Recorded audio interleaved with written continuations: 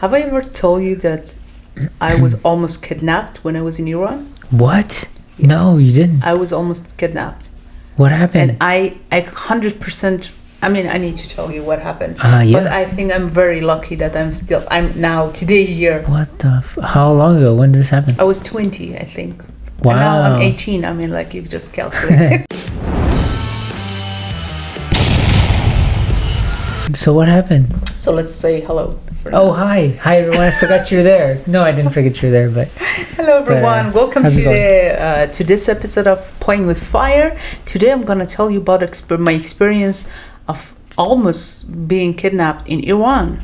This is crazy. I mean, when I put in one of the video episode, we talked about my experience in school, and then I kind of forgot about it, and now it's so interesting that when we're talking about horrible things, and then I was like, oh, actually I experienced that, but then I kind of blocked that, I kind of forgot that. I'm telling you, suppressing memories, it's trauma.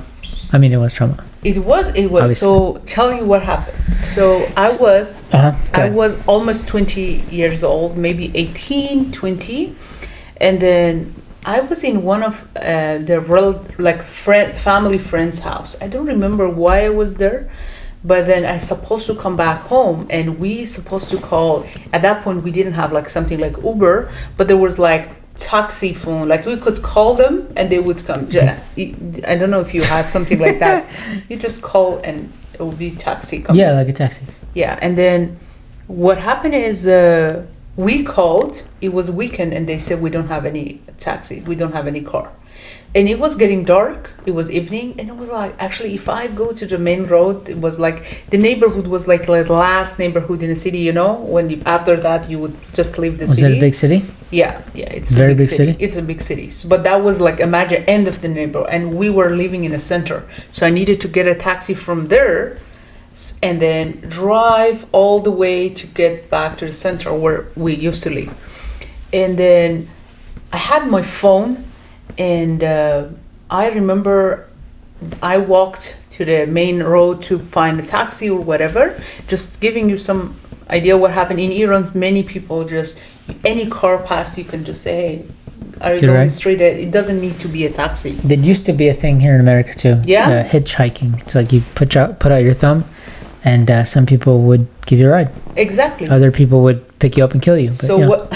So that was a 100%. Sorry. There's a cat here. So thanks. Driving me crazy. Thank you. So yeah. So what happened was I was staying the road, and was I was scared. I was very young, and I was scared to actually do that.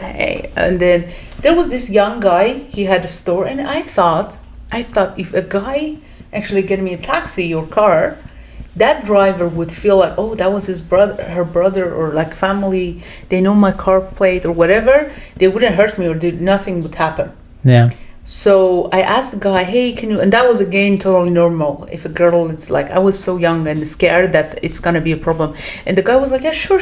And he was hey. And then there was a car stopped with two very young, let's say 24, 25 years old boys in front. So there was a driver, and there was somebody next to it. That was a red flag. Why should you go get to that car? Because there was two?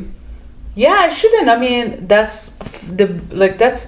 I don't know. I mean, it sounded like it was a normal thing. Was there? No, was I mean, now I feel only if there was one person per car. Yeah, maybe I thought the guy thought that the person already has another, and also they can pick up actually multiple people. It doesn't need to be one person.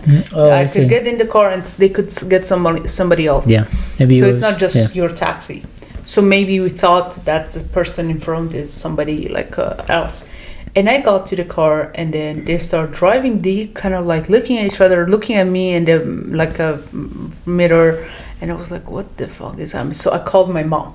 My mom was home, and I told her I got in a car, and she started talking to me. So this guy's, instead of going straight ahead to the center, so imagine behind us is gonna be nothingness. So there will be some factories and then nothing.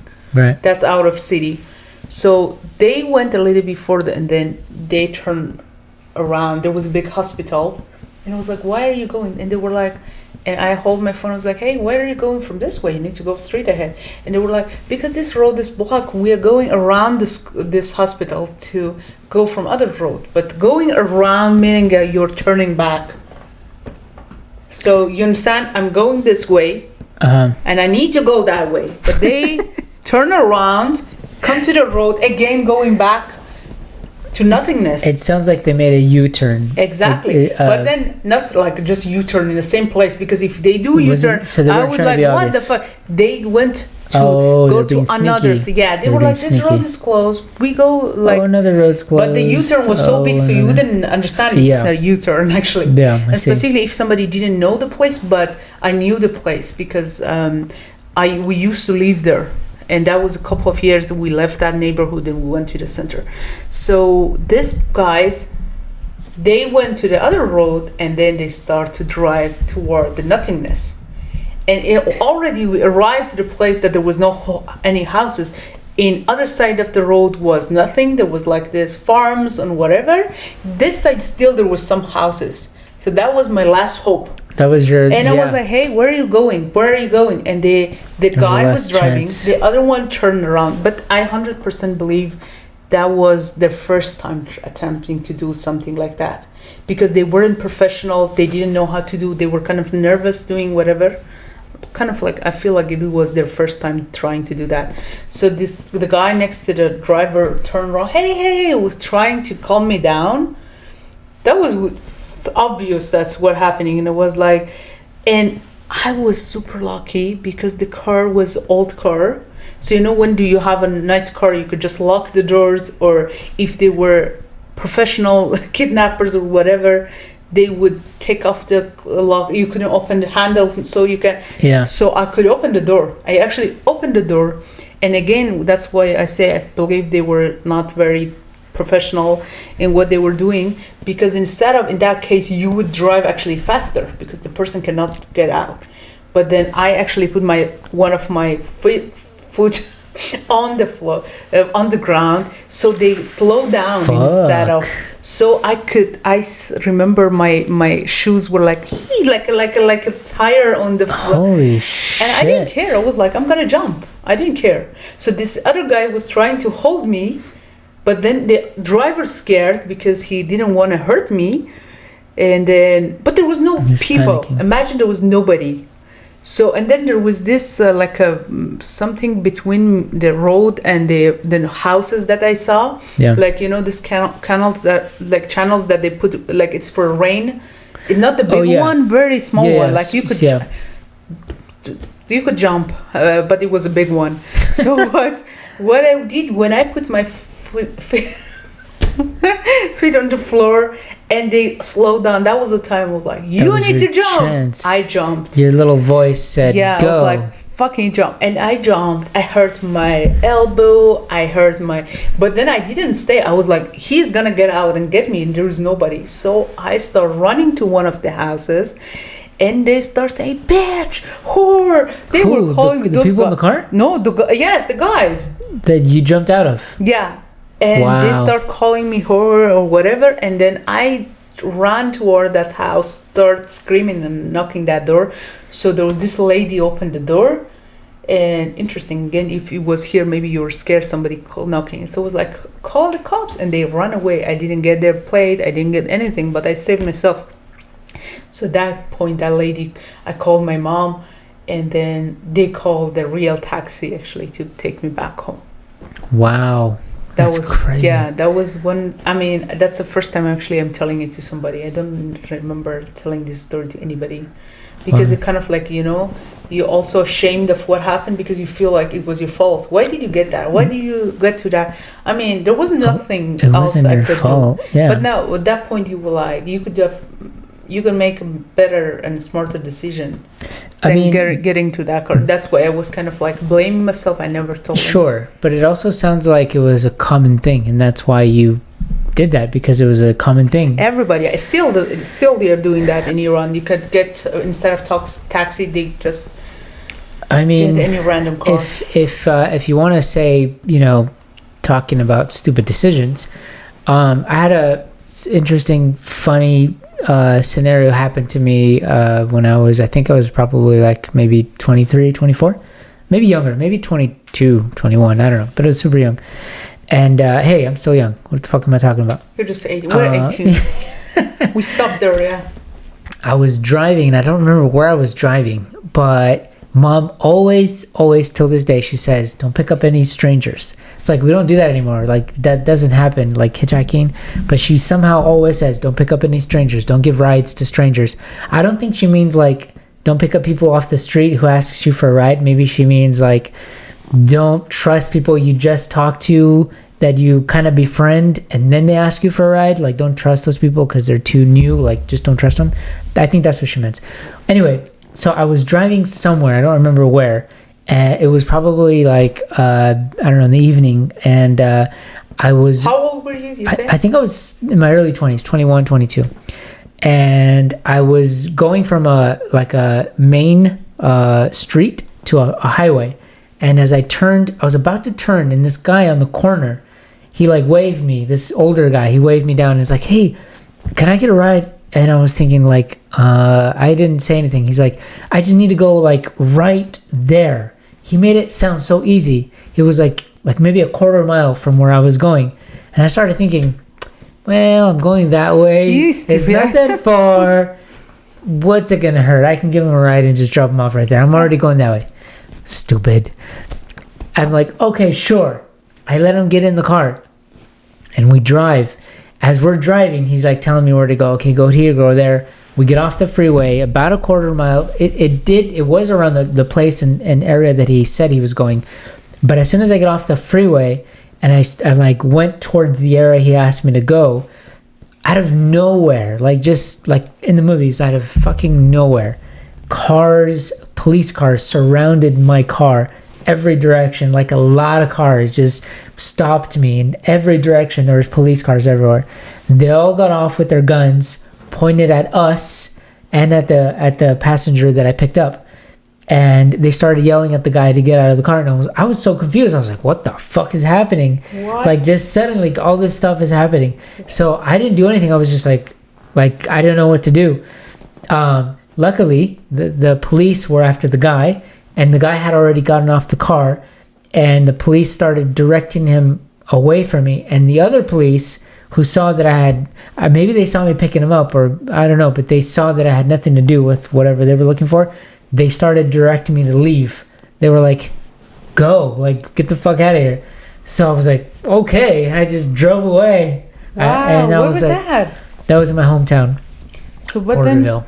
But then you didn't know what? I have no idea why they were after him. I don't know what happened after that. I don't even know who that was. I mean, yeah, but that might be stupid decision. Yeah, I don't know if I think I did tell my mom like later on, but that only like reinforced and justified why she would always tell us, don't pick up strangers, don't give rides to strangers. That's true. Like, she was so right. I know sometimes we want to help people, but honestly, the world is not safe anymore. So it's like better Cheers. than like cheers.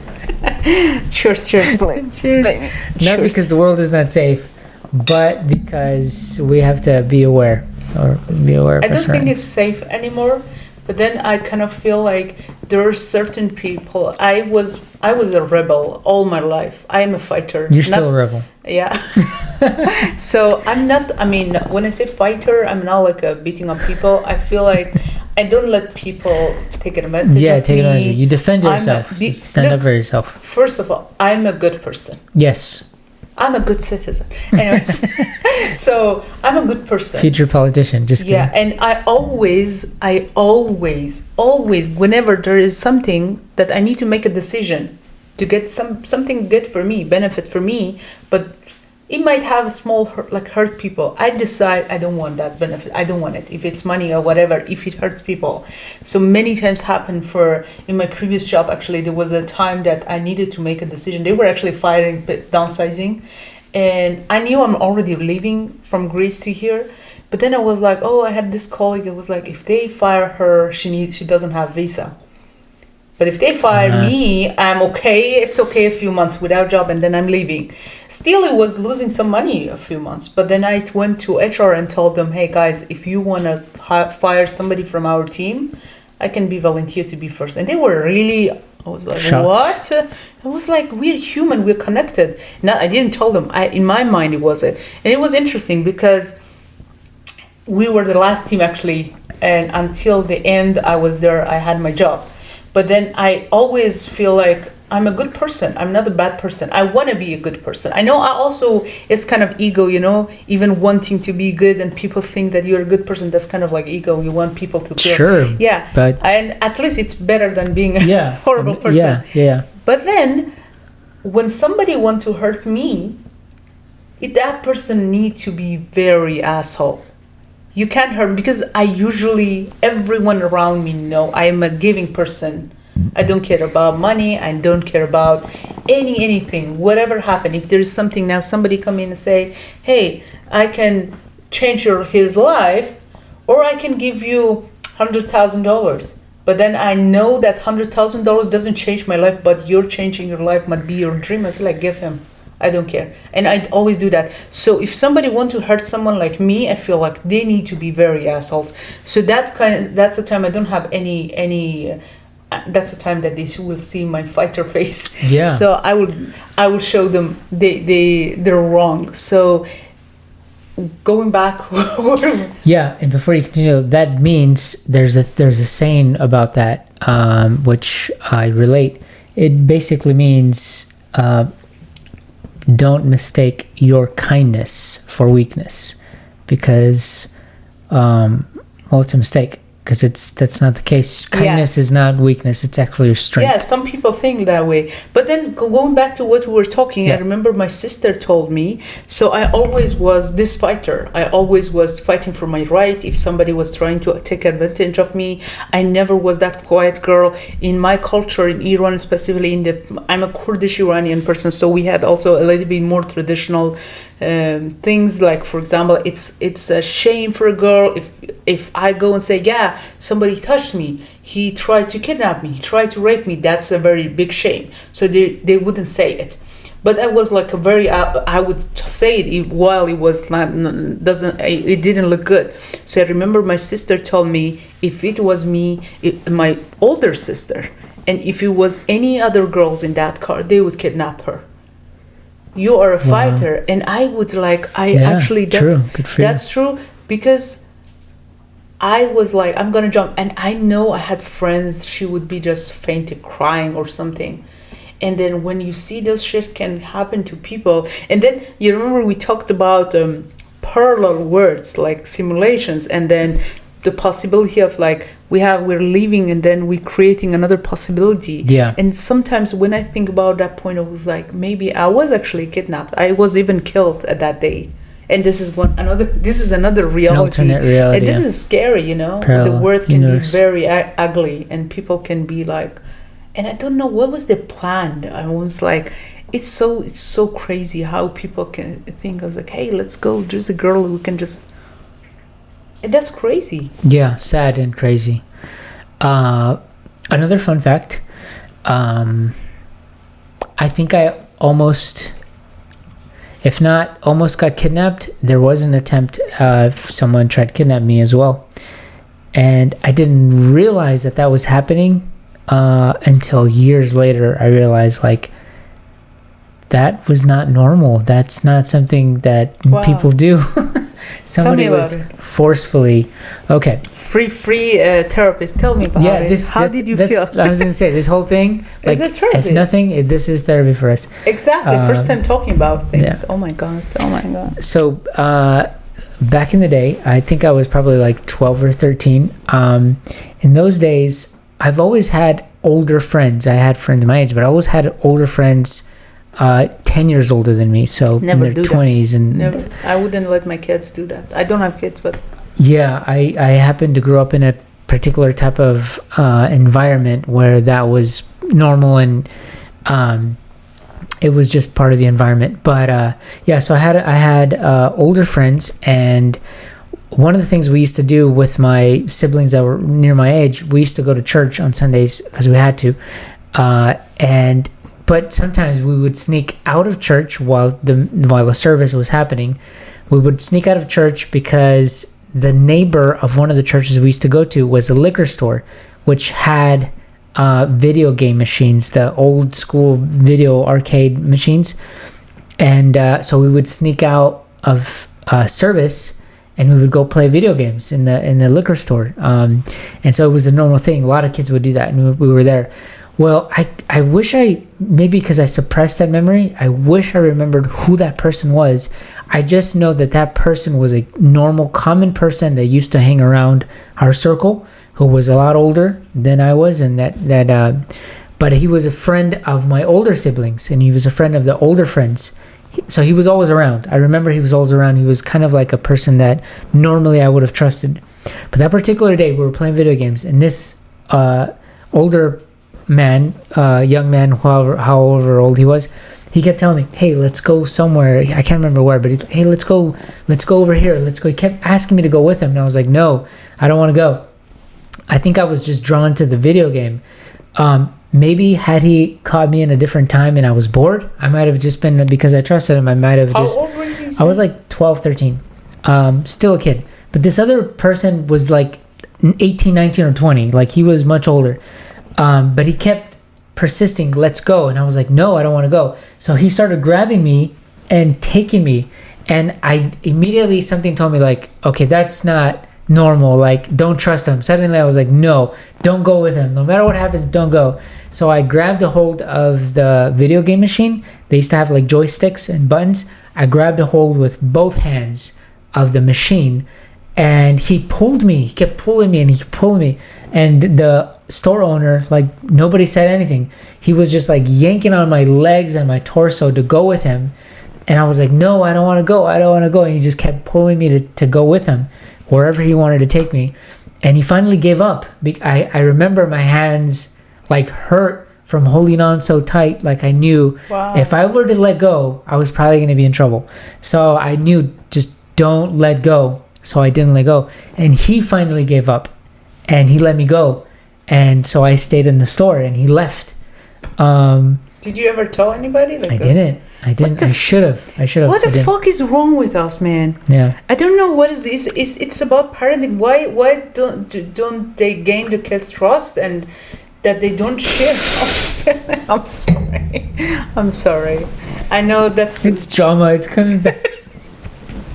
It's okay. So it's coming back. I'm sorry. Okay. I'm sorry. Yeah, this is working. That feels horrible. I know. Yeah, it was interesting. It's okay. I'll charge you for this session because you're traumatizing me, man. You're traumatizing me. What the heck? This is but then that's interesting. That shit happens to us. We never talk about it to our parents.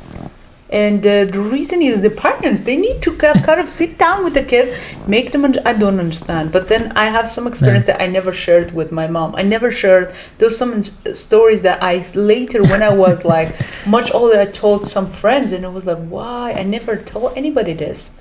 But this is so sad, and bravo to you. See, you're smart. I mean, it was a survival instinct. It just kicked in. Bravo. But yeah, that happened. Bravo. So yeah, I kind of like have some stupid experience like that. I never told my mom, but that's interesting because I feel like if I'm a parent, I would do better, make sure my kids trust me, and would share everything with me.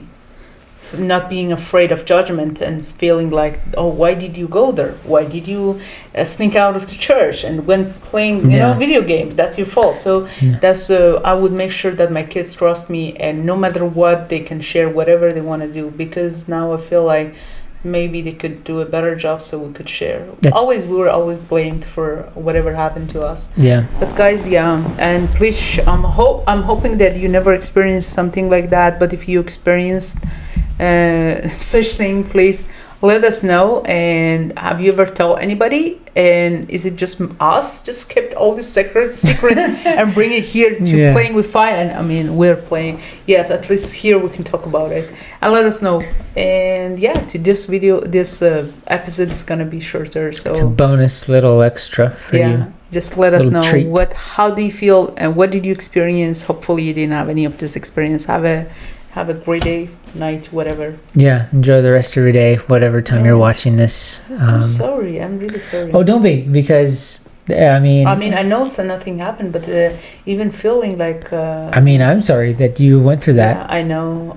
It's okay. I'm a fighter. As It's like we are, I we're always fighters. try to remember We're it as like I escaped. We are fighters, and like Destiny's Child once said, we are survivors. There's Sure, a song. Yeah, we are.